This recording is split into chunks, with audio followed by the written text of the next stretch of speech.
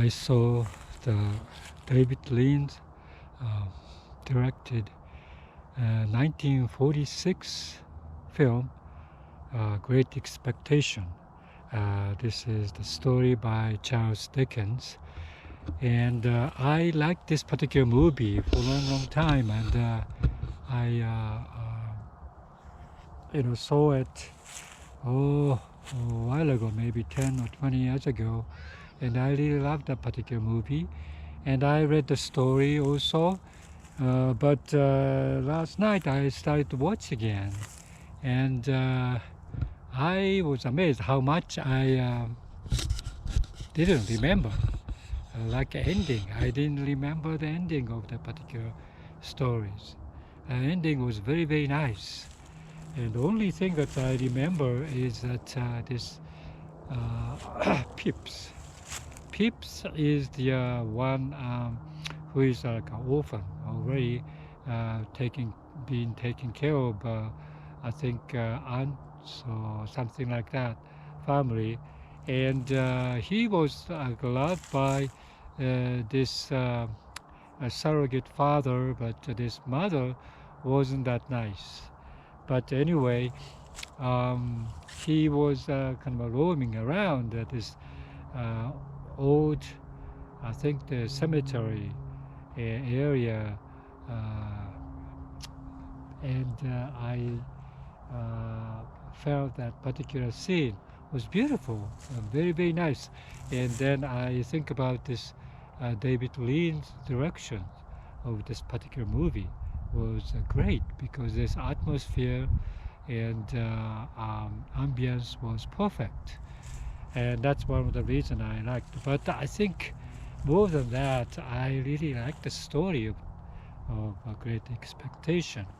When you say expectations, that I think in English, uh, you feel like you expect something, but expectation means you have something, you have this support of your financial support, and or you have something inherited by someone, and that connotations is there. And I felt that the first, Pips grew up, and all of a sudden he was visited by this lawyer who told him that he had a great expectation. That means he has this uh, monthly or money comes in every month, and he all of a sudden he was raised. He was going to be raised as a gentleman, English gentleman, and that particular notion was something, from the poverty to that gentleman status is tremendously effective in this movie. And all of a sudden, Pips become a gentleman and learning all those great skill and all those educations and opportunities. And he was like that. And then or before that, long before that, he meets this uh, Mrs. Havisham. Miss Havisham, I'm not sure which one, but when he was a boy, and Havisham was a very, very rich lady, and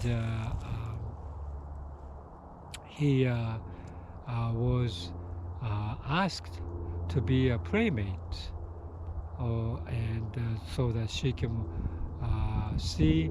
I think she has this uh, kind of adopted daughter named Estella, and Estella is probably a little bit older than Pips, but when he was sent to Mrs. Havisham's house, the house itself is like a dilapidated, or more or less, or more like not taking care of all these cobwebs everywhere in the room, and Havisham was very satisfied living there because what happened to her a long time ago. She realized that she should remain in this particular household, and luckily she has this particular Estella who come to live with her, and that's very strange arrangement, and the Pips was like thrown into this particular environment, and Estella was a strikingly beautiful girl, and so Pip kind of fell in love with her in the first sight, and so that's what the relationship started with Mrs. Havisham's household, and but as time goes on, Pips grew up, and he got inherited this particular expectations, allowance of money, and so he goes to the city, London, I would say, and started to be educated and so forth. And after that, all kinds of things happen. Oh, I forgot to mention, very beginning, when he was roaming around this particular estate of where the cemetery is, a very wide area, he meets this guy who is probably about 40 years oldish, and he seems to be hungry, and so he asked Pip to bring some food, and drink or something.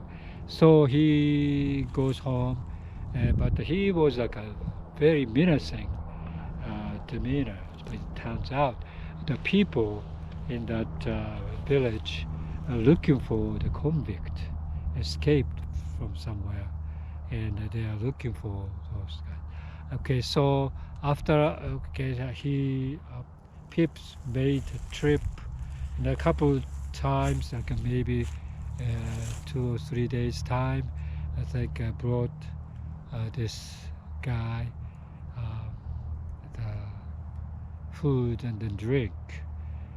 So, but anyway, those police came around looking for this convict, and so Pips realized that the guy that he was communicated with was the convicts. But anyway, so they are taken away, and so that's the first opening of that particular movie. And then after that, he goes to be at Mrs. Havisham's house, and also they're visited by this much where he was much older. He was maybe close to 18 or 19 years old. He was given this particular fortune,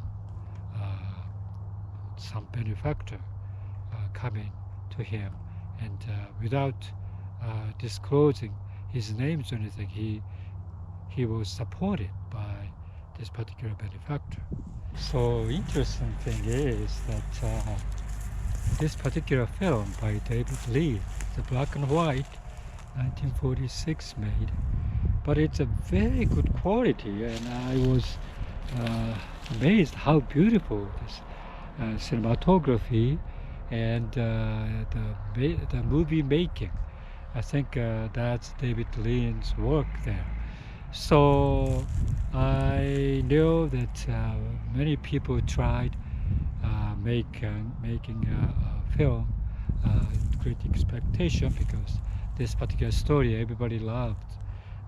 So many people made a film of this particular story, and I haven't seen any of other movies about this, and I don't know. One of them, Olivia Colman, is Mrs. Havisham, but I don't want to see it those new movies because those particular David Lynch films is so strong, so big, and therefore I feel like I'm satisfied or I'm not interested in any other film because it destroyed this particular image of Great Expectations. But I really love to read the book again. I read the book once, probably in the past, and I remember I really enjoyed it. But watching this particular film, small details, and I really like to read the book again. So I'm gonna do that soon. Uh, but anyway, so this is a very, I think, the good feel uh, movie. After watching this particular movie, you feel very happy, and I felt this is a very very nice movie uh, to watch in the Christmas time. Probably very happy movie, I would say. So yeah, I recommend, strongly recommend. I think I recommend reading books as well.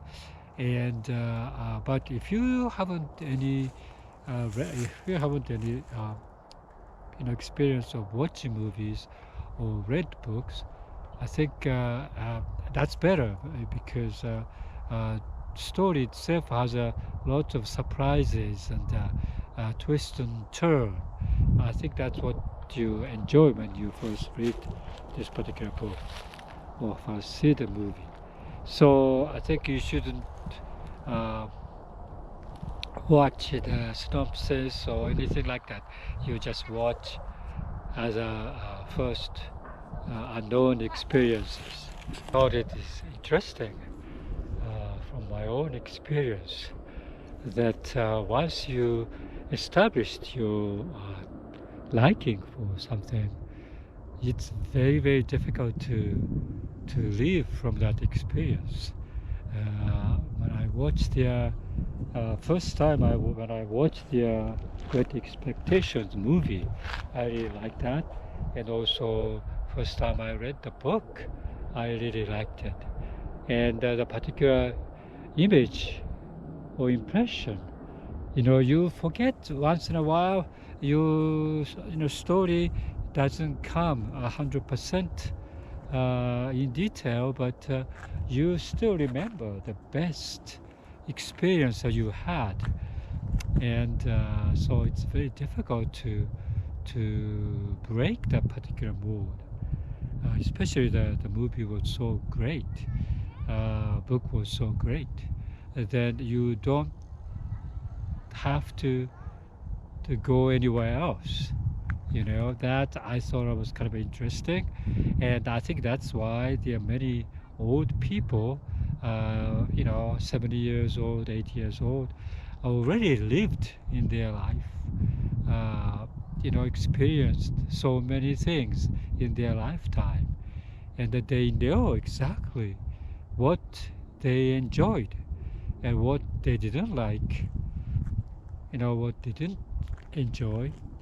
So they know that, of course, and if they want to come back to it, if they want to experience again for those nice feeling of the pleasure, of course they go back to the old thing that they experienced. And so I understand, and I really felt myself like that. You don't want to go anywhere else.